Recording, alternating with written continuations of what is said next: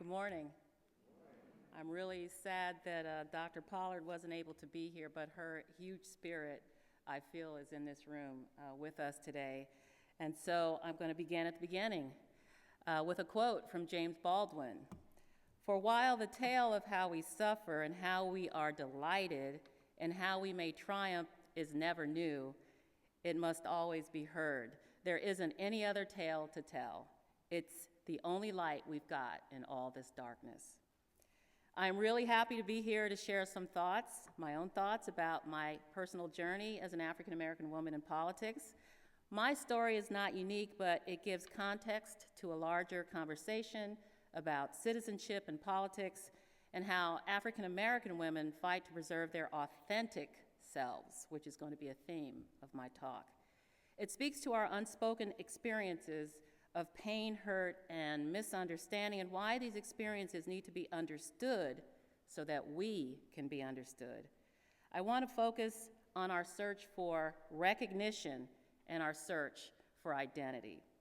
The themes of recognition and identity are themes outlined in a powerful book written by Melissa Harris Perry called Sister Citizen.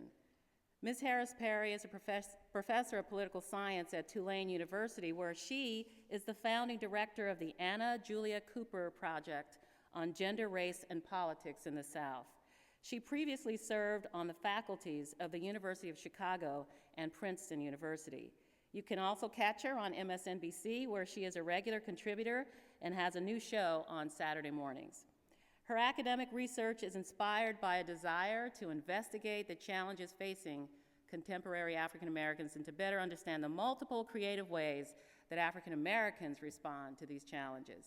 It weaves together literature, social science, and personal accounts and tells the story of how African American women have had to deal with the shame and stereotypes that are the basis of the derogatory assumptions about our character and identity, which are being played out every day, as you all know, in American culture and in our political discourse. In 2003, a book called Shifting: The Double Lives of Black Women in America examines the subject of the persistent racist and sexist assumptions that Black women acknowledge and face every single day in America. After conducting thousands of surveys of Black women, the book details how Black women accommodate other people's expectation by shifting their tone of voice, outward behaviors, and expressed attitudes. I'm seeing some nodding in the audience because we all deal with this. The research shows that this awareness has a real impact on how Black women see themselves. And I want to share with you now a poem by Kate Rushin called The Bridge Poem. The poem articulates the burdens many African American women experience as a result of attempting to fulfill multiple competing roles that serve the needs of others more than our own needs. And I like to call it, Welcome to My World. And here it goes. I've had enough. I'm sick of seeing and touching both sides of things. Sick of being the damn bridge for everybody. Nobody can talk to anybody without me, right? I explain my mother to my father to my little sister to my brother to the white feminists to the Black church folks to the ex-hippies to the Black separatists to the artists to my friends' parents. Then I've got to explain myself to everybody. I do more translating than the UN. Forget it, I'm sick of it. I'm sick of filling in your gaps, sick of being your insurance against the isolation of your self-imposed limitations. Sick of being the crazy at your holiday dinners. Sick of being the odd one at your Sunday brunches. Sick of being the sole Black friend to 34 individual white people. Find another connection to the rest of the world. Find something else to make you legitimate. Find some other way to be political and hip. I will not be the bridge to your womanhood, your manhood, your humanness. I'm sick of reminding you not to close off too tight for too long. I'm sick of mediating with your worst self on behalf of your better selves. I am sick of having to remind you to breathe before you suffocate your own fool self.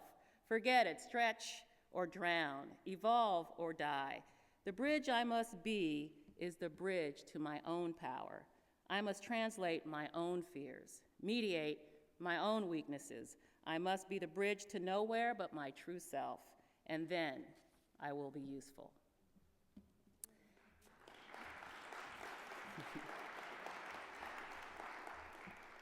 I was born on the island of Guam to a father who served in the Air Force and a mother who just turned 19 when I was born.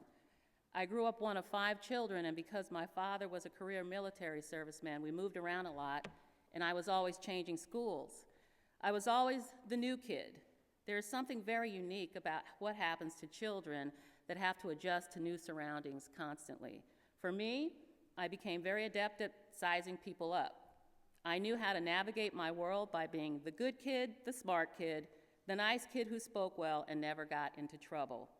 I could be invisible when it was necessary, and I learned to blend in. It was safer that way. I say that because I grew up in the 60s at the height of the Civil Rights Movement. I remember when President Kennedy was assassinated. I was 6 years old.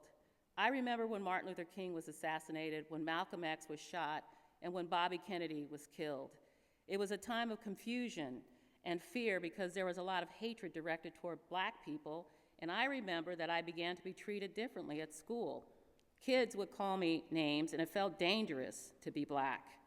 It was also during that time that my parents began to talk to us about politics and how important the Civil Rights Movement was, and that everybody, no matter what their color, should have the right to vote. I never forgot those discussions. My father grew up in Alabama and left in 1945 to join the Army. He told us that he would never go back there. My parents were both very interesting people to me. My father was born in 1927, the year of the Great Mississippi Flood. He was born in a small Mississippi town, and his family moved to Alabama after the flood and settled near Tuscaloosa. His mother was 15 years old when he was born, and I didn't know it until she died, but she was also illiterate. Her name was Sula.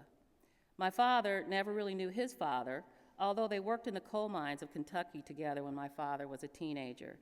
He had to work to support his mother and 2 sisters. My mother is one of 11 children, and her father was a Baptist minister. They worked hard and earned money by picking cotton and working on other people's land. When I talk about my parents, I am struck by how different my life has been and how short a period of time has passed between my generation and theirs. They were young adults in the 40s and 50s and lived in the time of Jim Crow laws when apartheid was legal in America. In some ways, the poem I just read, called the Bridge Poem, has significance because for many of us, we were the bridge from our parents' experiences in the Jim Crow South to the amazing and sweeping changes that they fought for that would impact African American people for decades. Sweeping civil rights legislation gave African Americans the right to vote, the right to attend integrated schools, protection against discrimination on the job, in the military, and in housing. These laws were passed only 40 years ago. The struggle for civil rights in America is not over. One would only have to look at the current Republican presidential primary campaign to see that there is a movement underway to undermine all of the gains that my generation has taken for granted. My father retired from the military in 1975 after returning home from Vietnam. I was in high school, and I took a job at my parents' insistence working at Safeway, checking groceries so that I could pay my own expenses while I was in high school. My mother also worked at Safeway and was a well-known leader in the Retail Clerks Union at that time. My mother was an amazing activist who I watched and learned from, and I didn't know it at the time, but my mother became the model of leadership that I have replicated. She had an amazing ability to get consensus. She always did what she said she was going to do. She showed up, she did her job, and modeled the behavior that others followed. I was required to join the union at that time, and I became a leader myself and ended up working for the local union. I was the first Black woman ever hired to work representing retail clerks in, of all places, Albuquerque, New Mexico. It was the beginning of many firsts in my life. My journey took me from my work in New Mexico representing employees in the retail food industry to a chance encounter with a woman who would become my mentor. While working on the presidential campaign for the Mondale Ferraro ticket in 1984, I met a woman named Pat Scarcelli, who was the International Vice President of the United Food and Commercial Workers Union based here in Washington, D.C. I didn't know it at the time, but she was looking for an assistant director for her department in the union's headquarters in Washington. She offered me the job within a few months of meeting me, and I accepted it, and I moved to Washington, D.C., a place that I had never been to in my life. Not long after I arrived here, a major organizing campaign was taking place in Mississippi to organize women who work processing catfish, a fairly new industry. It essentially replaced cotton as the largest manufacturing industry in Mississippi at that time. This took place in 1988. The union had very few African American women organizers, so they began a national search inside the union to find suitable women organizers for this campaign.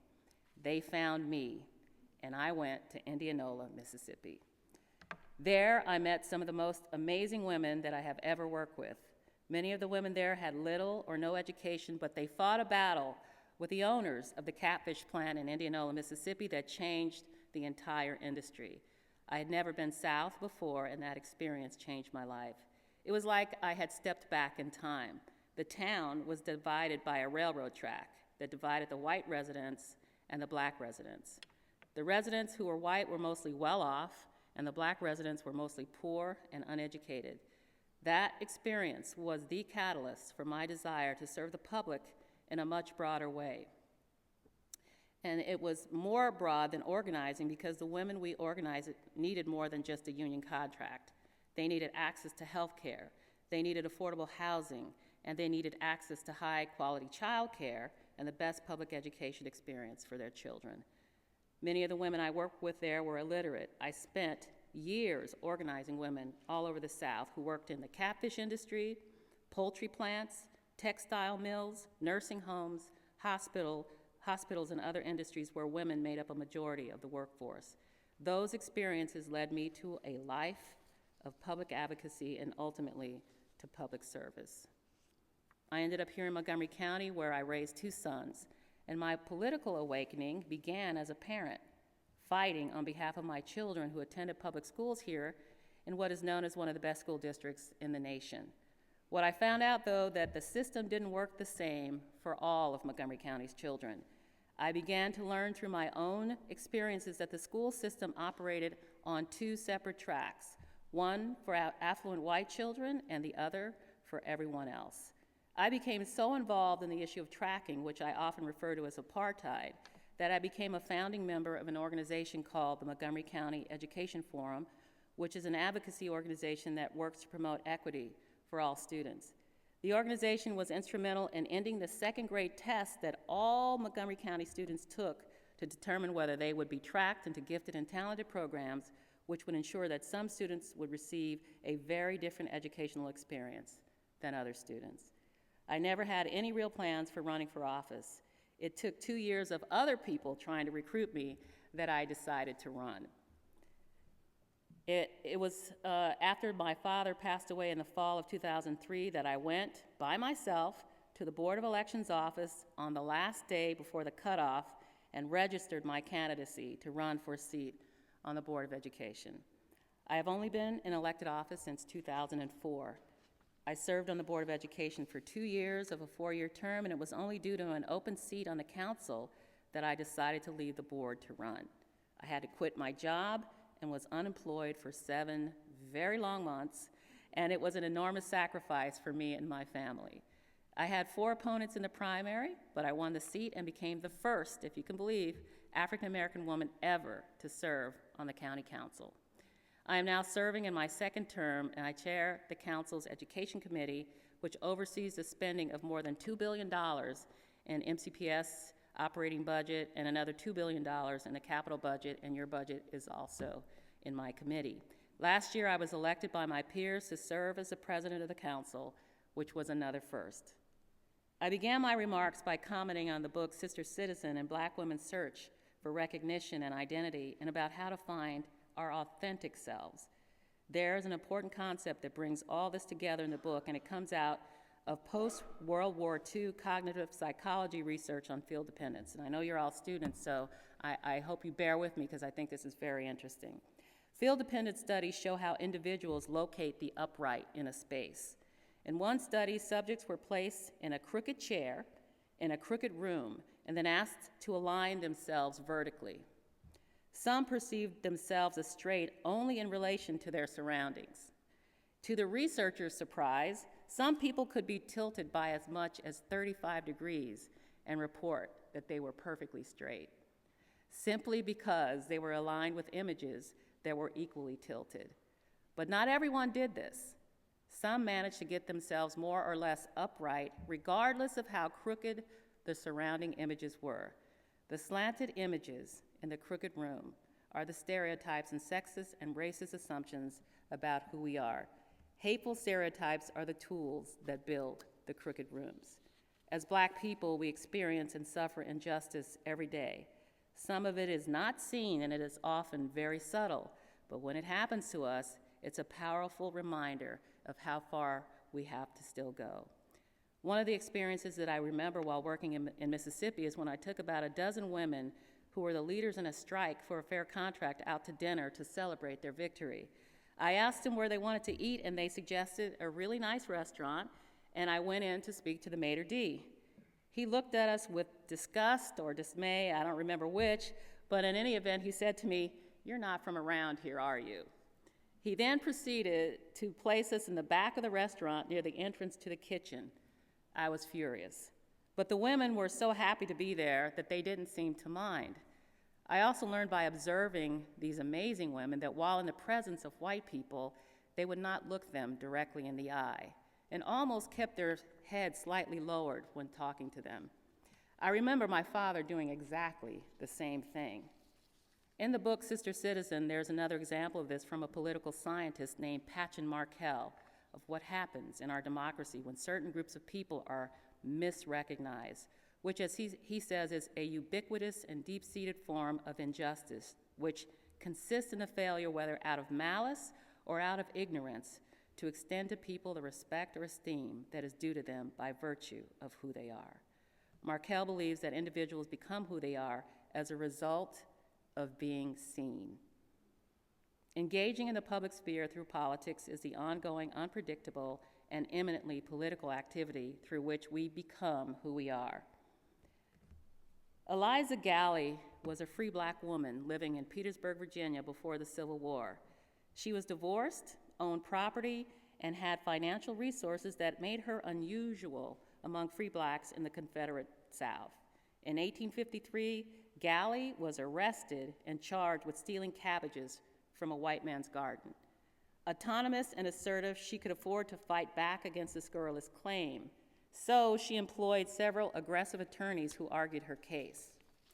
But a Southern white male legal system declared her guilty and sentenced her to be publicly whipped on her bare back.